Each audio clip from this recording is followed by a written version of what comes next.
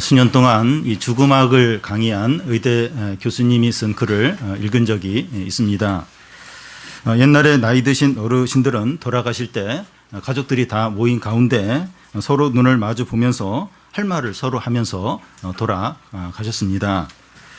그런데 요즘에는 중환자실에서 산소 마스크를 쓰고 호수들이 온 몸에 꽂힌 가운데 할 말을 하지 못하고 죽어간다는 겁니다.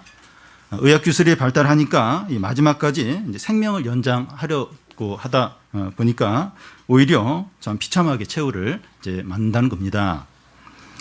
암말기 환자들의 경우에 그 연명을 하는 것이 큰 의미가 없다고 그분은 말합니다. 생명을 좀 더 연장시키는 것보다는 살아있는 동안에 어떻게 사느냐 하는 것이 더 의미가 있다는 겁니다. 이분이 강조하는 것은 이 죽음을 삶의 의미로 받아들이고 평상시에도 죽음을 생각하고 준비하는 그런 삶을 살 때 인생이 훨씬 긍정적이고 존엄하게 삶을 마무리할 수 있다는 겁니다. 그런데 기독교는 죽음을 잘 준비하는 그런 정도가 아니라 이 죽음 이후에 영원한 삶이 있다고 말합니다. 믿는 자들의 인생은 죽음 이후에 영원한 삶을 준비하는 기회일 뿐만 아니라 지금 여기서 영생을 이제 사는 겁니다. 기독교의 복음의 내용은 예수 그리스도의 죽으심과 부활이라고 할 수 있습니다. 예수 그리스도가 사람들의 죄를 위해서 십자가에 죽으시고 3일 만에 다시 살아나신 것이 복음의 핵심입니다. 복음을 이야기하면서 예수 그리스도의 십자가만을 이야기하면 안 되고 부활을 함께 이야기를 해야 됩니다. 예수님도 제자들에게 그 예루살렘의 마지막으로 올라가시면서 자신의 죽음에 대해서 이야기를 하시는데 그 죽음에 대해서 이야기하신 그 마지막에 항상 내가 3일 후에 다시 살아날 것을 이야기를 하셨습니다. 그래서 십자가는 비어 있어야 됩니다. 우리 교회 초창기 때 이제 뒤에 있는 이 십자가를 이제 우리가 이렇게 달아야 되는데 그래서 십자가를 전문적으로 만드는 곳에 주문을 해서 십자가를 신청을 했습니다. 근데 십자가가 왔는데 십자가 그 위에 이렇게 뭐가 블록이 이제 나와 있는 거예요. 마치 예수님이 십자가에 여전히 달린 것처럼 어떤 그런 느낌이 있어서 다시 그 십자가를 반납하고 현재의 십자가를 신청을 해서 지금 우리가 여기 함께 이제 보고 있습니다. 이 카톨릭 성당에서 이제 십자가상들이 이제 많이 있는데 그 카톨릭에 있는 그 이제 십자가를 보면 그 예수 그리스도가 이렇게 십자가에 달려 있는 그런 모양들이 많습니다. 제가 주중에도 그 교황이 이렇게 들고 있는 어떤 십자가 지팡이를 제가 본 적이 있는데 그 예수 그리스도가 이렇게 달려 있는 그런 십자가 이렇게 그런 상이었습니다. 예수님이 십자가에 달려 있는 모습은 그 예수님이 아직 부활하지 않는 그런 상태에 있는 그런 느낌을 주기 때문에 비성경적이라고 할 수 있습니다. 우리의 신앙생활에서도 예수님의 죽으심과 부활이 함께 강조가 되어야 됩니다. 부활이 좀 더 이제 강조가 될 필요가 있는데요. 예를 들면 우리에게 그 예상치 않던 어려움이 닥치거나 이제 고난이 이제 계속될 때가 있습니다. 경제적으로 계속 힘들고 취업은 잘 안 되고 학생들은 성적이 잘 오르지 않고 질병의 고통이 계속이 되고 또 사업은 더 어려워지고 미래는 더 절망적일 수 있습니다. 오랫동안 기도를 하면서 기다렸는데도 나아지지 않는 겁니다. 이럴 때 대부분 낙심하고 신앙이 냉소적이 되고 패배주의에 빠지게 됩니다. 기도를 하고 믿음으로 사는데도 안 되니까 침체에 빠질 수 있는 겁니다. 아예 신앙이 없으면 뭐 인생이 그런가 보다 하면서 뭐 그렇게 갈 수도 있는데 이 기도를 하고 하나님께 이렇게 기대를 하면서 막 이렇게 하는데 이 상황이 안 나아지는 거예요. 더 이제 어려워질 때 침체에 빠지게 됩니다. 지금 우리의 신앙이 냉소적이고 패배주의에 빠져 있을 수 있습니다. 지금 어려움이 계속 반복이 돼요. 해결이 안 돼요. 기도를 하고 기다렸는데도 상황도 악화가 되고 나아지지 않을 때 지금 우리의 마음이 이렇게 아주 냉랭하고 패배주의에 빠져 있고 깊은 침체에 빠져 있을 수 있습니다. 이런 우리에게 필요한 것이 무엇이고 어떻게 하면 회복이 될 수 있습니까? 우리가 말을 안 해서 그렇지 침체에 많이 빠져 있어요.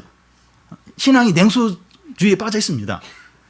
어떻게 해야 이 상태가 회복이 될 수 있습니까? 이 부활의 신앙을 갖는 겁니다. 눈앞의 어려움이 영원할 것 같고 현재의 인생이 전부라서 낙심하고 패배주의에 빠질 수밖에 없는데 이 부활의 신앙을 가지면 현재의 고난과 인생이 전부가 아니라 영원한 삶이 있다. 이런 생각을 이제 하게 됩니다. 우리가 부활의 신앙을 가질 때 신앙이 아무리 어렵더라도 소망을 갖고 또 능력을 갖게 된다는 겁니다. 여러분, 이 부활의 신앙으로 이렇게 극복하지 못할 두려움이나 염려나 어려움은 없습니다. 이 부활의 신앙은 죽음을 이긴 신앙이기 때문에 뭐든지 다 이길 수 있고 어떤 상황 가운데서도 소망을 가질 수 있고 능력을 가질 수 있고 기쁨을 가질 수 있다는 겁니다. 오늘 우리 찬양대가 찬양을 했는데 참 매주일 참 너무 은혜스러운 찬양을 합니다. 근데 다른 때하고 좀 다르지 않습니까? 어느 때보다도 가장 강렬하고 저는 뒤에서 막 이렇게 전율을 느낄 정도로 그런 걸 느꼈는데 왜냐하면 부활을 찬양하니까 가장 강력하고 능력 있고 영광스럽지 않을 수 없는 겁니다. 여러분 부활의 신앙을 가지면 어떤 두려움이나 염려나 다 이길 수 있어요. 어떤 어려움과 고난과 절망 가운데서도 소망을 갖고 다시 능력 있게 일어나서 그걸 감당하게 된다는 겁니다. 우리가 지금 침체되어 있고 신앙이 냉소주의와 패배주의에 빠져 있습니까? 우리에게 부활의 신앙이 한번 있나 생각을 해보시기 바랍니다. 나에게 진짜 부활의 신앙이 있는가? 예수님을 믿는데 내가 이 부활의 신앙을 가지고 있는가? 내가 이 신앙생활에서 얼마나 이 부활의 신앙을 지금 가지고 있는가? 물론 예수님도 믿고 말씀도 믿어요. 근데 죽음을 이긴 이 부활의 신앙을 내가 가지고 있는가? 내가 이렇게 자꾸 이렇게 냉소적이에요. 그리고 막 패배주의에 빠졌어요. 그리고 침체에 지금 오래 빠졌어요. 뭐 지금 일도 안 되고 또 이렇게 뭐 어려움도 많고 막 이래가지고 지금 뭐 기도도 해도 뭐 상황 나아지지 않고 좀 냉랭한 이제 그런 가운데 빠져 있다면 나에게 이 부활의 신앙이 있는지 한번 이렇게 돌아봐야 합니다. 부활의 신앙이 그 제자들을 얼마나 놀랍게 변화시켰는지 모릅니다. 제자들이 예수님이 체포되어 십자가에 달리기 전에 보면 누가 더 크냐 막 서로 이제 다투고 예수님이 겟세마네 동산에서 땀방울이 핏방울이 되도록 기도하면서 그 세 제자에게 너희도 깨어서 기도하라. 근데 고나게 잠을 잤고 예수님이 체포되실 때 제자들은 다 도망가고 베드로는 예수님을 모른다고 3번이나 부인을 했습니다. 그런데 예수께서 죽음에서 부활하신 것을 본 후에 제자들의 모습이 어떻게 달라졌는가 사도행전에 나오는데 어떤 위협이나 채찍이나 감옥에 갇히는 것이나 죽음 앞에서 전혀 두려워하지 않는 거예요. 너무나도 담대하게 예수님이 부활하셨다 하면서 복음을 전해서 3,000명이 회개하고 하나님께 돌아오게 했습니다. 바울도 이 기독교인을 잡으러 이렇게 가다가 다메섹 도상에서 부활하신 예수님을 만나게 돼요. 보게 되고 완전히 바뀌어서 그 이후의 삶을 복음을 전하는데 자신의 삶을 다 드리게 됩니다. 부활의 신앙을 가진 모든 사람들은 다 변했고 새 사람이 되었고 능력의 사람이 되었습니다. 여러분 부활의 신앙으로 이기지 못할 두려움과 염려는 없어요. 아무리 어렵고 아무리 절망적 아무리 최악의 상황이라 할지라도 부활의 신앙을 가지면 소망을 가져요. 그 가운데 기쁨이 있고 다시 능력 있게 일어나게 만드는 것이 부활의 신앙이라는 겁니다. 여러분 예수님 믿습니까? 부활의 신앙이 회복이 돼야 됩니다. 예수님 믿어도 이 부활의 신앙이 없을 수 있어요. 이 부활을 생각하지 않고 예수님 아직 무덤에 있는 것처럼 그렇게 지낼 수 있다는 겁니다. 예수님 믿습니까? 부활의 신앙을 회복하기를 바랍니다. 부활의 신앙이 이렇게 이제 중요하다고 하는데 이 부활이 진짜 있었느냐 하는 겁니다. 예수님의 부활이 사실이라면 부활이 있는 거예요. 예수님의 부활이 아니면 부활은 없는 겁니다. 예수님의 부활을 이제 부정하는 이제 주장들이 있는데 그 3가지만 간단하게 이제 살펴보겠습니다. 첫 번째는 예수님이 십자가 위에서 죽은 게 아니라 기절을 했다가 다시 깨어났다고 하는 주장입니다. 예수님이 이 기절한 것이 아니라 분명히 이제 죽었다는 증거는 그 예수님이 이제 십자가상에 달려 있을 때 로마 군인이 그 예수님이 옆구리를 창으로 찌르는데 물과 피가 이렇게 쏟아져 나오게 됩니다. 의사들은 예수님이 아마 심장파열로 사망했다 그렇게 이제 진단을 합니다. 로마 군인들뿐만 아니라 빌라도 총독이나 그 십자가 주위에 있는 사람들이 예수님의 죽음을 다 지켜봤는데 그들 가운데 예수님이 기절한 것 같다 그렇게 의심한 사람은 한 사람도 없었습니다. 두 번째는 유대인들 혹은 로마 군인이 예수님의 시체를 이제 훔쳐갔다는 주장입니다. 이런 주장이 거짓되다는 것도 바로 이제 증거할 수 있는데 이제 나중에 이제 제자들이 막 예수님이 부활했다고 증거를 해요. 그럴 때 그 시체를 훔쳐갔던 유대인들이나 그 로마 당국에서 예수님의 시체를 내놓으면서 어디 부활했냐 하면서 반박을 했을 건데 그런 일은 없었다는 겁니다. 세 번째는 제자들이 예수님의 시체를 숨기고 나서 부활했다고 이제 주장했다는 그런 이제 주장입니다. 이것도 사실이 아닌 것을 금방 이제 알 수 있는데 사도행전을 보면 제자들이 예수님의 부활을 목숨을 다해서 막 증거를 해요. 그런데 그 예수님의 시체를 몰래 숨겨놓고 나서 예수님이 부활했다. 그럼 목숨을 걸고 증거를 한다는 게 말이 되지 않습니다. 예수께서 이 부활하셨다는 증거들을 복음서를 읽어보면 우리가 더 잘 알 수 있게 됩니다.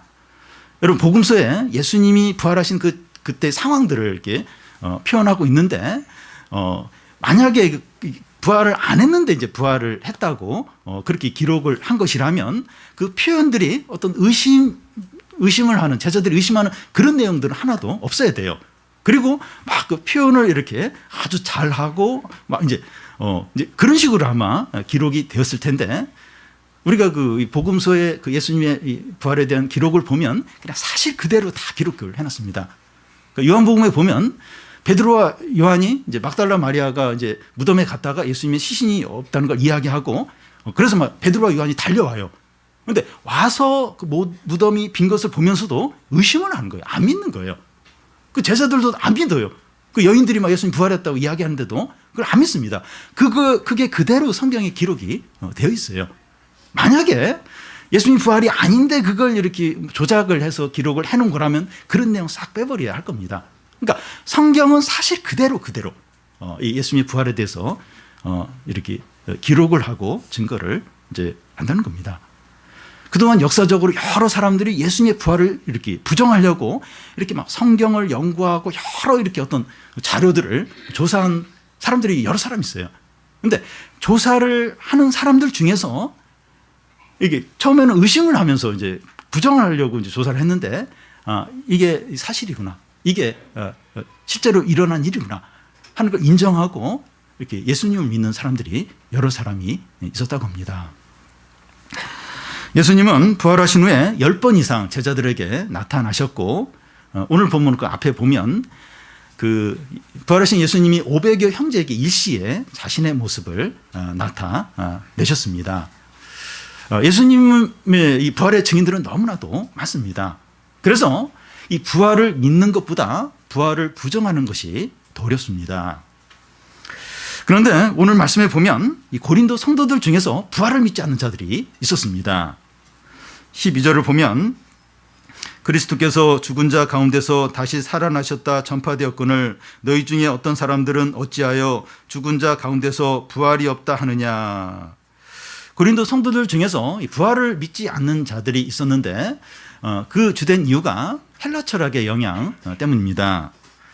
헬라 철학은 이원론을 말하는데 영혼은 깨끗하지만 육체는 더럽다는 겁니다. 그래서 죽음은 영혼과 육체가 이제 분리가 되는 것인데 만약 부활이 있다면 그 영혼이 다시 그 더러운 육체로 이제 간다는 거예요. 근데 이제 그럴 수가 없다는 겁니다. 물론 이 고린도 성도들이 그 예수님의 부활까지 부정하는 것은 아니지만 자기들은 이제 자기들의 어떤 부활은 없다는 겁니다. 예수님의 부활을 인정하면 이제 자기들의 부활도 이제 인정을 해야 되는데 자기들의 부활은 없다는 거예요.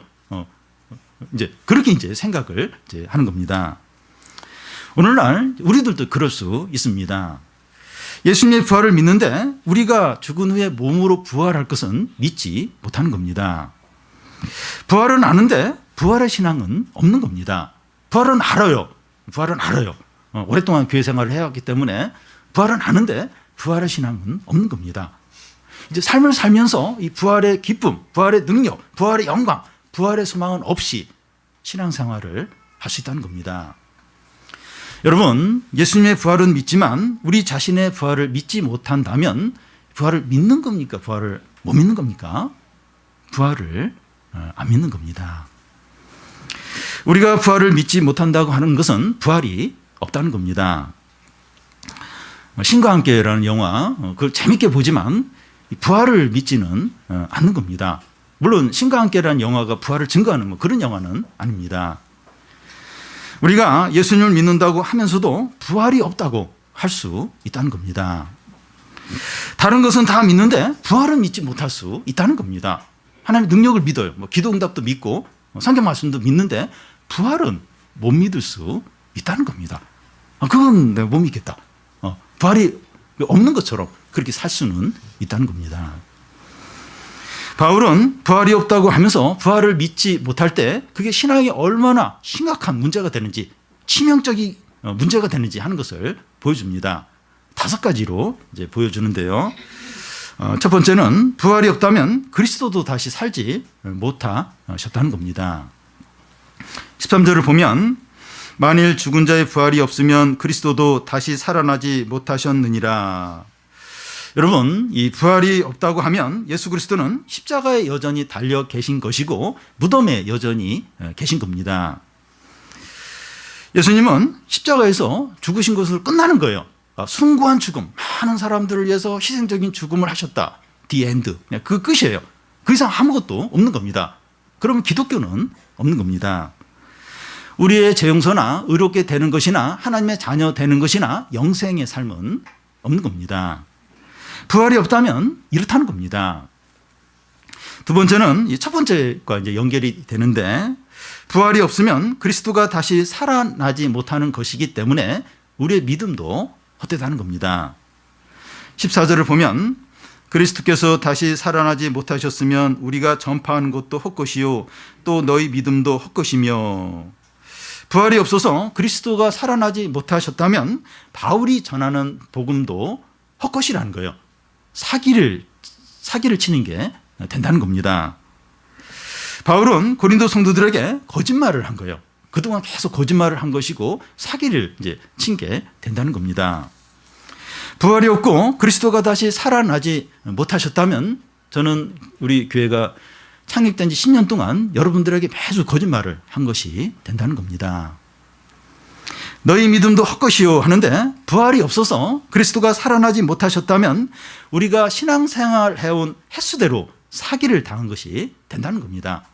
신앙 경력이 5년 혹은 10년, 20년 됐는데 그 횟수만큼 거짓말에 속았고 사기를 당한 생활을 한 것이 된다는 겁니다.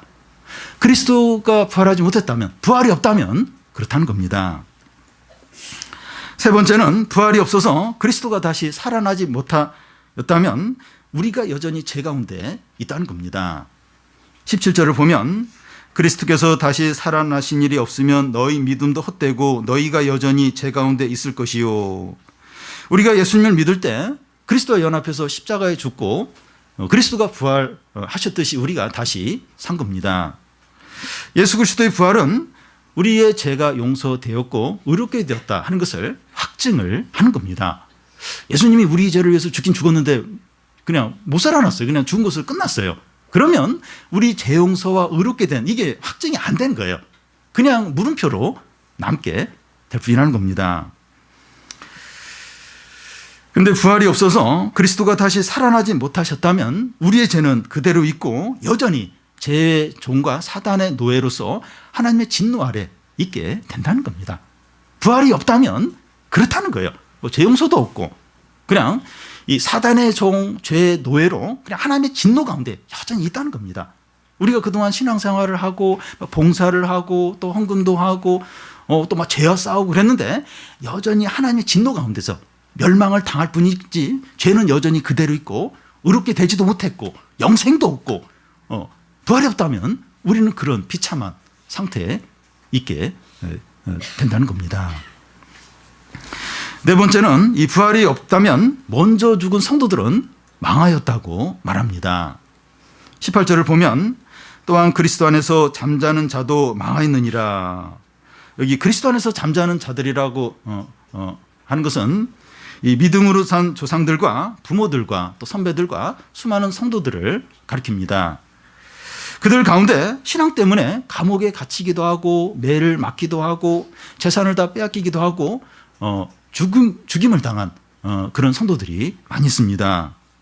그들은 부활의 소망을 가지고 세상 가운데서 믿음으로 산 자들입니다. 그런데 부활이 없다면 그들은 다 망한 자가 된다는 겁니다.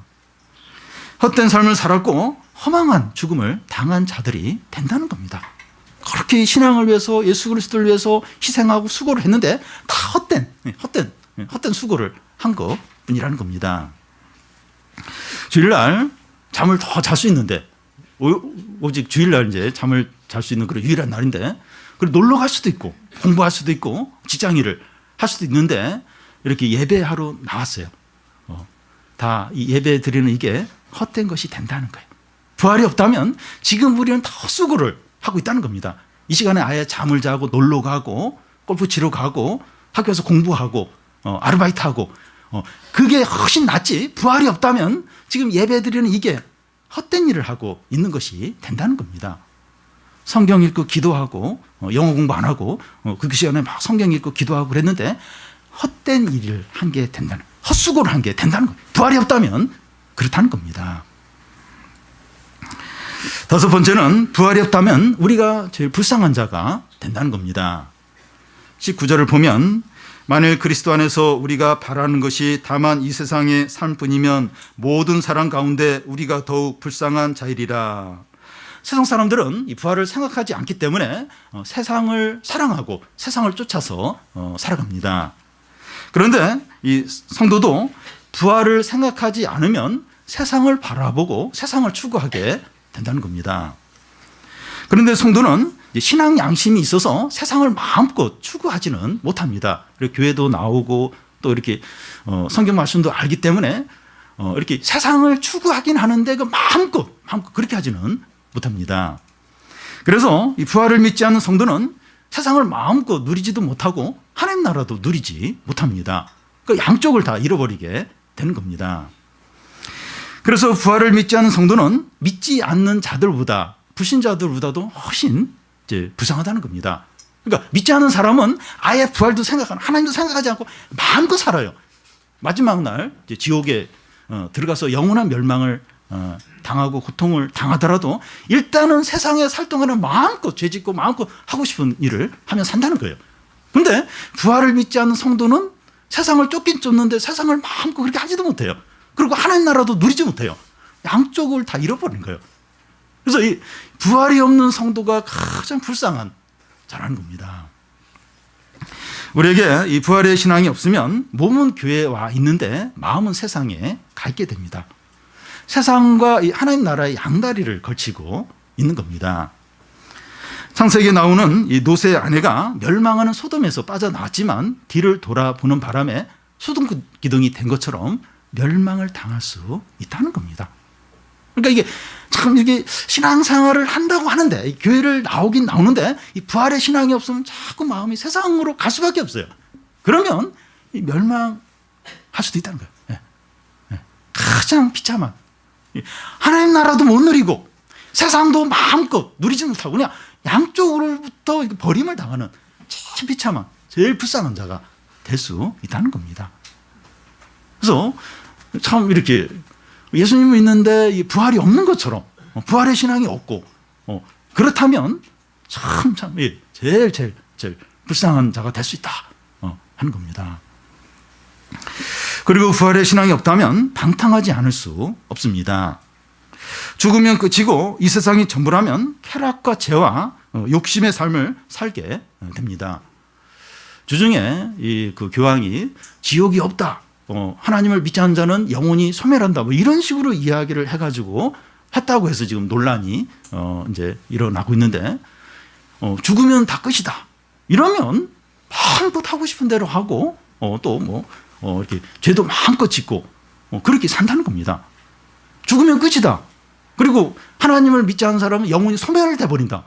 그거 얼마나 좋아요. 그러니까 마음껏 죄 짓고 그냥 죽으면 끝이고 그리고 또 영혼이 그냥 소멸돼 버리고 고통도 없고 그 죽음이 끝이고 부활이 없고 그러면 마음껏 하고 싶은 대로 하고 욕심대로 하고 쾌락의 삶을 살고 마음껏 즐기면서 산다는 겁니다. 부활이 없다면 돈을 많이 벌고 또 성공하고 또 승진하고 유명해져서 마음껏 즐기자 한다는 겁니다. 왜 돈을 많이 법니까? 왜 공부를 열심히 해요? 왜 승진을 이렇게 하려고 합니까? 그만큼 세상을 더 누리기 위해서, 세상을 즐기기 위해서, 세상의 쾌락을 더 이렇게 누리기 위해서. 그 세상을 즐기려면 돈이 있어야 돼요. 시간이 있어야 돼요. 그러기 위해서 이제 공부를 열심히 하고 직장에 들어가려고 하고 또 성공하려고 하고 하는 겁니다. 그렇게 해서 그런 높은 자리에 올라가서 마음껏 즐기자, 마음껏 누리자 한다는 겁니다. 부활이 없다면 이렇게 살지 않을 수 없다는 겁니다. 부활이 없다면 죄의 유혹을 거절하고 고난을 받고 인내할 필요가 없습니다. 왜 인내를 해요? 왜 참아요? 부활이 없는데 왜 참습니까? 그런데 부활이 있기 때문에 죄와 싸우는 거죠. 절제를 하고 인내를 하는 것입니다. 우리가 부활이 없는 자처럼 그렇게 살지 않도록 해야 됩니다.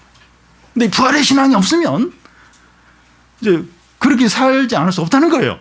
욕심과 또 세상의 쾌락과 세상 재미를 이렇게 재밌는데 왜 내가 이걸 절제를 해야 되나? 왜 내가 참아야 되나? 화가 나는 거예요. 부활의 신앙이 없어 화가 나요. 교회 나오면서도 화가 납니다. 근데 이제 부활의 신앙이 있으면 참죠. 죄와 싸웁니다. 절제를 해요. 주님 안에 제한된 삶을 이제 살게 됩니다.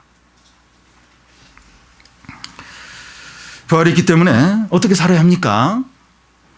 우리가 주목하는 것은 보이는 것이 아니요 보이지 않는 것이니 보이는 것은 잠깐이요 보이지 않는 것은 영원하다는 겁니다.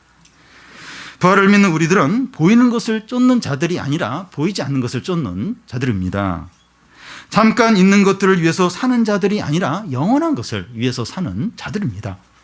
부활이 없다면, 부활의 신앙이 없으면 잠깐 있는 것, 눈에 보이는 것, 그걸 쫓죠. 돈을 쫓고 어떤 사람의 인기를 쫓고 안정된 자리를 잡고 보이는 걸 쫓을 수밖에 없다는 겁니다.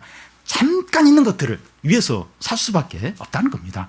근데 우리는 이 부활의 신앙을 가진 자들은 보이지 않는 것들, 영원한 것을 소망하면서 그걸 위해서 산다는 겁니다. 지금 우리는 부활이 없다면 어떻게 되는가 하는 것을 함께 살펴봤습니다. 부활이 없으면 기독교도 없어요. 우리 믿음도 헛된 것이고 신앙적인 이 모든 것들이 다 헛수고가 된다는 겁니다. 그런데 부활은 기독교의 핵심입니다. 부활은 우리의 신앙의 기초이고 기본입니다. 그러면 이 부활의 실체가 뭡니까? 다시 말해서 이 부활이 이제 어떻게 좀 일어나겠습니까? 부활이 있다면 그 부활이 어떻게 우리에게 어떻게 일어납니까? 부활은 몸의 부활을 말합니다. 사도신경에 나오는 것처럼 우리 사도신경 우리 예배 드리면서 고백을 했는데 몸이 다시 사는 것과 하는 게 나오는데 우리의 영혼이 그냥 영원히 이렇게 사는 것을 말하지 않고 우리가 몸으로 다시 부활을 해서 영원히 사는 것을 말합니다.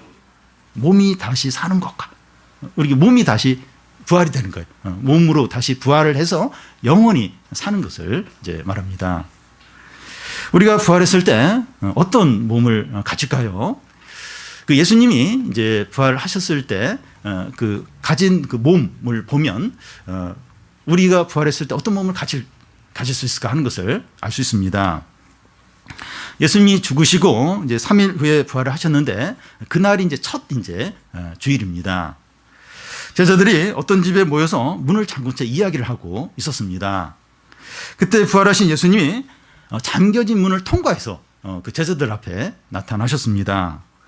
제자들은 예수님이 실체가 없는 어떤 환영으로 이제 알고 이제 두려워하자 예수님이 나를 만져보라고 나에게 살과 뼈가 있다고 하십니다. 제자들이 잘 못 믿어요. 그러니까 예수님이 먹을 거 있냐고 물어보니까 생선을 한 마리 드리니까 그 생선을 그 앞에서 먹으셨습니다. 예수님이 어떤 실체가 없는, 몸이 없는 그런 환영, 어떤 그런 그런 무슨 연기 같은 그런 존재였다면 생선을 못 먹어요. 음식을 못 드십니다. 그런데 예수님은 살과 뼈가 있는 그런 몸을 가지셨기 때문에 이제 생선을 드실 수 있었던 겁니다. 우리가 부활할 때 이 지금의 몸과 다르긴 하지만 몸을 갖습니다. 몸의 부활을 하게 됩니다. 오늘 말씀 그 다음에 보면 우리가 이제 부활했을 때 어떤 몸을 갖게 되는가 하는 것을 이제 보여줍니다. 여러분 궁금하지 않습니까? 부활할 때 어떤 몸을 가질까? 궁금하지 않습니까? 우리는 이 몸에 대해서, 외모에 대해서 관심이 많습니다. 저도 이제 이렇게 거울을 보면서 이 눈꺼풀이 자꾸 내려오는 거예요. 쌍수를 해야 되지 않나. 시력도 이제 또 자꾸 떨어지는 것 같고. 우리는 이렇게 살아가면서 우리 외모와 건강에 대해서 민감해요. 아주 생각을 많이 하고, 걱정을 많이 하고, 관심을 많이 갖습니다. 부활했을 때, 이 부활이 있다고 하는데, 이 부활했을 때 우리의 몸이 어떨까? 궁금합니다. 첫 번째는 부활한 몸은 썩지 않을 것이라고 합니다. 42절을 보면 죽은 자의 부활도 그와 같으니 썩을 것으로 심고 썩지 아니할 것으로 다시 살아나며, 현재 우리가 가지고 있는 몸은 썩는다는 겁니다. 다시 말해서 현재 우리 몸은 노화가 되고 병들고 죽게 됩니다. 현재 우리 얼굴이 아무리 예뻐도, 아이돌 가수같이 예뻐도 한 30년이 지나면 똑같아요. 30년 전에 연예인이었던 사람이나 그냥 회사원이었던 사람이나 얼굴이 그냥 똑같아져 버립니다. 모든 사람들은 다 늙고 병들고 죽습니다. 그런데 부활했을 때 우리 몸은 피곤하지 않고 병들지 않고 늙지 않고 죽지 않습니다. 지금 몸이 아파서 약을 먹고 치료받는데 너무 힘들어요. 그런 분이 있고, 또 본인은 괜찮지만 부모님이나 가족의 질병의 문제를 생각하면서 너무 이제 이렇게 힘들고 괴롭고 그런 분들이 있는데, 부활했을 때 아름답고 완전하고 건강한 몸을 갖게 되고 그 몸으로 영원히 산다는 것을 기대하시기를 바랍니다. 지금 몸 외모도 마음에 들지 않고 또 뭐 아프기도 하고 또 여러 부분이 막 불편하고 너무 속상해요. 너무 힘들어요. 어떤 분은 이제 너무 고통스러워서 밤에 잠을 못 자고 여러 번 잠을 깨고 또 약값도 많이 들어가고 그리고 또 본인이 아프니까 가족들에게 이렇게 피해를 주는 것 같아서 그게 또 마음이 너무 아프고 그래서 어떻게 안 되는 거예요. 너무 이제 괴로운데 우리가 부활했을 때 더 이상 아프지 않고 더 이상 이렇게 병들지 않고 늙지 않고 아주 건강하고 아름답고 그런 온전한 그런 몸을 가지고 영원히 살게 됩니다. 두 번째, 이 부활한 몸은 영광스럽다는 겁니다. 43절 그 앞부분에 보면 욕된 것으로 심고 영광스러운 것으로 다시 살아나며, 현재 우리 몸은 그 욕된 것이지만 부활했을 때 우리의 몸은 영광스럽다는 겁니다. 이와 비슷한 말씀이 이제 빌립보서 3장에 나오는데요. 우리의 낮은 몸이 그리스도의 영광의 몸의 형체와 같이 변하게 된다는 겁니다. 이 욕된 것은 이제 낮은 몸을 말하는데 죄의 영향을 쉽게 받고 죄의 유혹에 쉽게 빠지는 몸을 가리킵니다. 현재 우리 몸은 제 몸이라는 겁니다. 그런데 부활할 때 우리 몸은 그리스도의 몸처럼 영광스럽게 이제 바뀌게 됩니다. 더 이상 죄의 영향을 받거나 죄의 유혹에 빠지지 않는 영광스러운 몸을 갖게 됩니다. 현재 우리는 죄의 몸으로 탄식을 해요. 왜 이렇게 죄의 유혹이 강할까? 왜 이렇게 이 안에 이런 욕구가 강할까? 그러면서 막 넘어지고 죄 지을 때마다 탄식을 해요. 근데 앞으로 우리가 갖게 될 영광된 몸이 있다는 거예요. 더 이상 죄의 영향을 받지 않고 죄의 유혹에 넘어가지 않는 이런 영광된 몸을 앞으로 갖게 되고 그 몸으로 영원히 살게 된다는 겁니다. 그 몸을 기대를 하는 겁니다. 세 번째, 부활한 몸은 강한 몸이라는 겁니다. 43절 뒷부분에 보면 약한 것으로 심고 강한 것으로 다시 살아나며. 현재 우리 몸은 약하지만 부활 때 갖게 되는 몸은 강한 몸이라는 겁니다. 우리는 대부분의 시간에 위축이 되어 있고 염려하고 또 눈치를 보고 두려워하며 약한 상태에서 살아갑니다. 우리가 나이가 많고 체격이 크고 남자라 할지라도 약합니다. 40대 후반부터 50대, 60대인 남자들 보면 강한 것 같은데 약해요. 자꾸 눈치를 보고 겁이 많고 상처를 많이 받습니다. 이제 그 가족들은, 자녀들이나 부인들은 그동안 이렇게 잘 지내왔기 때문에 이 남편이 강한 줄 알아요. 근데 40대 후반, 50대, 60대 되면 막 눈물도 많고 상처도 쉽게 받고 또 막 겁도 많고 자꾸 이렇게 사람들 너무 의식하면서 굉장히 약한 사람입니다. 약한 존재입니다. 그러다가 한 번씩 성령 충만하고 은혜를 받고 말씀에 감동이 될 때 강해집니다. 한동안 이렇게 강한 자로 이제 또 지내는 겁니다. 우리가 하나님의 능력과 성령과 말씀으로 항상 강하면 얼마나 좋겠습니까? 이렇게 잠시 강하고 더 많은 시간은 약한 상태로 지내는 것이 아니라 우리가 항상 강하다면 이 성령과 말씀으로 강하게 산다면 얼마나 좋습니까? 앞으로 우리가 부활된 몸을 가질 때 아주 강한 조금도 두려워하지 않고 겁먹지 않고 눈치 보지 않고 아주 강한 그런 상태로 영원히 산다는 겁니다. 네 번째, 부활한 몸은 신령한 몸이 된다는 겁니다. 44절 앞에 보면 육의 몸으로 신고 신령한 몸으로 다시 살아나나니. 현재 우리 몸은 육의 몸입니다.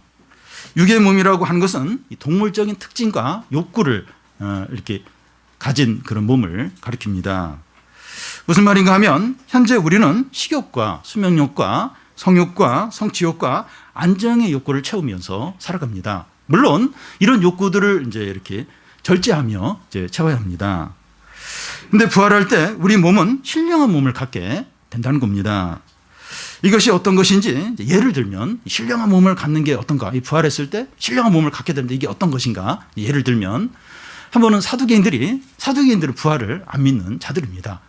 이걸 이제 예수님 앞에 주장하기 위해서 사두개인들이 예수님께 한 어떤 예를 드는데 7 형제가 있는데 그 첫째 형이 이제 결혼을 해서 형수를 얻었는데 첫째 형이 죽은 거예요. 자식 없이. 그래서 둘째가 또 셋째가 넷째가 쭉 이제 그 형수를 이제 아내로 맞이하면서 다 이제 이렇게 죽었습니다. 그러면 부활했을 때 이 형수는 누구의 아내가 되느냐? 그 7 형제하고 다 결혼했는데 부활했을 때 이제 이 형수는 누구의 아내가 되냐? 이런 이제 질문을 예수님께 했는데 예수님이 뭐라고 대답을 하셨는가 하면 부활했을 때는 시집가고 장가가는 이런 게 없고 천사같이 이렇게 산다고 지낸다고 이렇게 하셨습니다. 다시 말해서 우리가 부활하면 신령한 몸을 갖게 되기 때문에 이 세상에서처럼 몸의 욕구에 따라서 살아가지 않는다는 겁니다. 식욕이나 수면욕이나 성취욕이나 안정욕이나 성욕이나 이런 걸 막 이렇게 채워야 이렇게 사는 이제 그런 삶이 아니라는 겁니다. 부활해서도 시집가고 장가가고 애를 낳는 어떤 그런 삶이 아니라는 겁니다. 부활했을 때의 삶은 이 세상의 삶을 옮겨 놓은 것이 아니라는 겁니다. 거기 가서도 남자 여자 구분되고 나이 이렇게 연장자 구분되고 또 우리 가족들만 따로 모이고 이제 그런 게 아니에요. 물론 이런 게 전혀 없을 수는 어떤 그 자신의 정체성은 있긴 있지만 이 세상을 옮겨놓은 어떤 거기서도 막 이렇게 데이트하고 결혼하고 또 막 헤어졌다가 다시 만났다가 그럼 막 미워하고 또 이렇게 화해하고 그런 게 아니라는 거예요. 이게 천사같이 신령한 몸을 가지고 천사처럼 이제 산다는 겁니다. 신령한 몸을 가지고 이제 천사처럼 예수님처럼 영광과 또 복됨과 존귀함과 행복한 그런 삶을 영원히 누리게 되는 겁니다.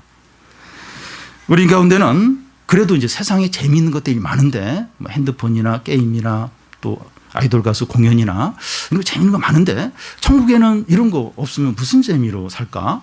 나 천국 안 갈래 이제. 세상이 그래도 더 재미있는데 이런 생각을 하는 분이 있을지 모르겠습니다. 우리가 부활해서 신령한 몸으로 천국에 가서 사는 삶은 세상에서 가장 행복한 순간보다 1000배, 1000배 더 행복하고 더 즐겁고 그런 행복을 영원히 누리는 겁니다. 저도 아직 천국에 가보지 않아서 잘 모르겠지만 그 시편에 보면 너희는 여호와의 선하심과 인자하심을 맛보아 알지니라 막 그렇게 이제 외치는데 천국의 삶이 얼마나 행복하고 기쁘고 풍성하고 좋은가 하는 기대를 하게 됩니다. 우리도 이 천국에서의 어떤 그 맛을 조금 봅니다. 그러니까 은혜를 많이 받을 때 너무 행복해요. 모든 염려, 근심 다 잊어버리고 너무 행복한 그런 은혜를 받을 때 이제 그럴 때가 있는데, 근데 그러고 나서 또 이제 이렇게 하루 지나고 일주일 지나면 또 그게 은혜가 또 떨어지면서 또 막 근심하고 두려워하고 낙심하고 이제 그렇게 또 이제 지낼 때가 많죠. 근데 그때 가장 은혜를 받고 가장 행복한 그게 이제 천국의 맛을 본 건데, 그런 어떤 가장 행복한 가장 좋은 그게 영원히 누리는 게 천국의 삶이라는 겁니다. 우리가 이제 뭐 핸드폰이나 게임이나 또 세상의 여러 어떤 뭐 스포츠나 영화나 드라마나 이게 너무 좋아요. 이게 너무 좋아가지고 이렇게 천국에 안 가도 되겠다. 이것만 계속 이렇게 해도 뭐 부족함이 없을 텐데 이제 그런 생각을 이제 할 수가 있는데, 우리가 이런 게 행복으로 이렇게 이게 너무 좋게 느껴지는 이유는 이것 이상의 더 큰 행복과 더 어떤 기쁨과 더 좋은 어떤 영광을 몰라서 그런 겁니다. 우리 청소년들 같은 경우 이제 그 몇 년 전부터 이제 캠프 가면 핸드폰을 다 걷어요. 그래서 한 3박 4일 핸드폰 없이 지내는데, 그 핸드폰이 없어서 너무 힘들고 막 밥도 안 먹고 또 막 얼굴이 막 너무 굳어져 있고 뭐 집에 가겠다고 떼쓰고 그런 청소년이 거의 없었어요. 평상시에는 핸드폰 없으면 안 되는데 이거 없으면 살 수가 없는데 핸드폰 없이 3일간 굉장히 행복하게 핸드폰이 없어도 불편함이 없었다 이런 말을 하면서 그렇게 지낼 때가 있었다는 겁니다. 은혜가 있을 때 더 큰 기쁨이 있을 때 그 전에 누리던 그게 없어도 견딜 수 있다는 겁니다. 천국의 삶이 그와 같다는 거예요. 그래서 이런 거 없어서 재미없을 텐데 훨씬 더 큰 비교할 수 없는 기쁨과 은혜와 영광과 또 즐거움과 행복이 있기 때문에 이 세상에 이런 게 전혀 아쉽지도 않고 생각나지도 않을 정도로 그 행복과 기쁨이 크다는 겁니다. 근데 성경에 보면 그 천국이 어떠하다 이 얘기가 많이 없어요. 주로 이제 이 세상 가운데서 어떻게 하면 믿음으로 싸우고 또 죄를 버리고 또 하나님 뜻대로 행할까 그런 이야기가 더 많은데, 그 이유는 이 천국의 이야기를 많이 하면 사람들이 현실 가운데서 믿음으로 살기보다는 빨리 죽어서 천국에 갈 생각만 자꾸 이제 하기 쉽다는 거예요. 그래서 천국은 이제 이렇게 자세히 많이 이야기는 하지 않고 이 땅 가운데서 믿음으로 살도록, 그래서 그 믿음으로 살고 영원한 이 나라로 들어오도록 이제 그렇게 하고 계신다는 겁니다. 하는 여러분, 여기 모인 우리들은 예수님의 부활하셨다는 것을 믿을 겁니다. 그런데 우리 자신이 몸으로 부활할 것이라는 것은 믿지 않을 수 있습니다. 그럼 부활을 믿지 않는 겁니다. 우리가 오늘 예배드리기 전까지 예수님의 부활을 믿었어요. 근데 내가 실제 이 몸으로 부활할 거다, 이건 믿지 않을 수 있었다는 겁니다. 그럼 부활을 안 믿었던 겁니다. 부활이 없다면 기독교도 없는 것이고 우리는 속고 사기를 당한 것이 된다는 겁니다. 부활이 없는 자처럼 살지 마시기를 바랍니다. 진짜 부활이 없는 것처럼 이 세상의 재미와 쾌락과 세상의 즐거움에 이렇게 마음이 빼앗겨서 부활이 없는 것처럼 이게 전부인 것처럼 그렇게 살지 않아야 합니다. 예수 그리스도는 죽은 후에 3일 만에 살아나셨습니다. 그 증거는 너무나도 많습니다. 우리가 변했고 새 사람이 되었고 믿음으로 산 그 자체가 예수님이 부활하셨다는 증거입니다. 그리고 우리 주위에 참 저 사람이 10년 전에 20년 전에 어떤 사람인데 지금 이렇게 바뀌었다. 어떻게 바뀌게 된 겁니까? 예수님이 부활하셨기 때문에 그 부활의 어떤 능력, 어떤 성령의 능력으로 그 사람이 바뀐 겁니다. 우리가 이 부활을 실제 눈으로 보지 못했어요. 그런데 성경 말씀을 통해서 듣고 있습니다. 또 이 제자들이 증거하는 그 기록을 이제 보고 있어요. 우리가 보이지 않지만 이 부활을 믿는 겁니다. 이 부활의 신앙을 회복하는 겁니다. 우리에게 가장 시급하고 가장 중요한 것은 부활의 신앙을 회복하는 겁니다. 부활의 신앙을 갖게 되면 사람이 완전히 달라져요. 완전히 새 사람이 됩니다. 어떤 어려움과 절망과 힘든 일 가운데서도 낙심하지 않아요. 이렇게 막 불평하면서 좌절하고 패배주의에 빠지지 않습니다. 아무리 큰 염려와 두려움이 밀려와도 그걸 이겨요. 그 기쁨으로 이기고 소망으로 이기게 됩니다. 부활의 신앙은 가장 강력한 능력이고 강력한 소망이고 엄청난 큰 기쁨입니다. 오늘 찬양대가 이 찬양한 것처럼 얼마나 이 부활의 영광과 능력이 강력하고 능력 있고 기쁨인지 몰라요. 부활의 신앙을 가질 때 우리의 삶 가운데서 이런 어떤 기쁨과 능력과 소망과 영광이 있다는 겁니다. 우리가 부활을 보지 못했지만 이 성경 말씀을 통해서 이 부활의 신앙을 회복해서 어떤 가운데서도 이 부활의 능력으로, 부활의 기쁨으로, 부활의 영광으로, 부활의 소망으로 항상 승리하는, 항상 기뻐하는 성도들이 다 되시기를 바랍니다.